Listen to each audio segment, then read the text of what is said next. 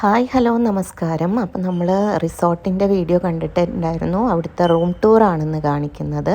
അങ്ങനെ നമ്മൾ ചാവിയൊക്കെ വാങ്ങിച്ചിട്ട് 125 എന്ന റൂമാണ് നമുക്ക് ലഭിച്ചിരിക്കുന്നത്. അപ്പോൾ റൂമിലെത്തിയിട്ട് റൂം ഓപ്പൺ ചെയ്യുകയാണ്. റൂം ഓപ്പൺ ചെയ്തിട്ട് നമ്മൾ റൂമിലേക്ക് കയറുമ്പോൾ ചെരുപ്പൊക്കെ ഊരിയിട്ടൊരു വീടിൻ്റെ അന്തരീക്ഷമാണല്ലോ, അപ്പോൾ ചെരുപ്പൊക്കെ ഊരിയിട്ടിട്ടാണ് നമ്മൾ കയറണത്. റൂമിലേക്ക് കയറുമ്പോൾ നല്ല വിശാലമായിട്ടുള്ള റൂമാണ് കേട്ടോ. ഇഷ്ടം പോലെ സ്പേസ് ഉണ്ട്. കയറുമ്പോൾ തന്നെ അവിടെ 2 അമ്പർല വെച്ചിട്ടുണ്ട്, നമുക്ക് അവിടെ ഉപയോഗിക്കാനുള്ളതാണ്. അതുപോലെ വലിയ ബെഡാണുള്ളത്.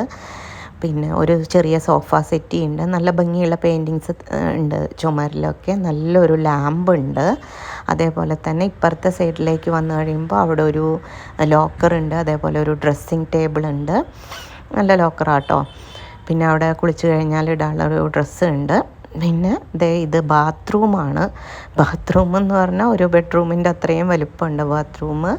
അവിടെ വാഷ് ഏരിയ, ടോയ്ലറ്റിൻ്റെ ഏരിയ വേറെ. ഇതൊക്കെ നമുക്ക് ബാത്തിങ്ങിന് ഉപയോഗിക്കുന്ന കുറേ പൊടികളും സ്ക്രബ് ചെയ്യാനുള്ളതൊക്കെയാണ്. പിന്നെ ഒരു ഓപ്പൺ റൂഫായിട്ടുള്ള ഒരു ഷവർ ഏരിയയാണത്.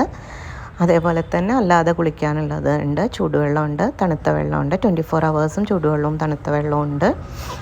പിന്നെ ഇത് ശരിക്കും എന്നെ അട്രാക്റ്റ് ചെയ്ത ഒരു സംഭവമായിരുന്നു. കാരണം ഓപ്പൺ റൂഫ് ആയിട്ട് അവിടെ നിന്നിട്ട് നമുക്ക് മഴയാണെങ്കിൽ മഴയത്ത് നിന്ന് കുളിക്കുക, അല്ലെങ്കിൽ ഷവറാണെങ്കിൽ ആ ഒരു സ്റ്റോണിൽ തട്ടിയിട്ടാണ് വീഴുന്നത്.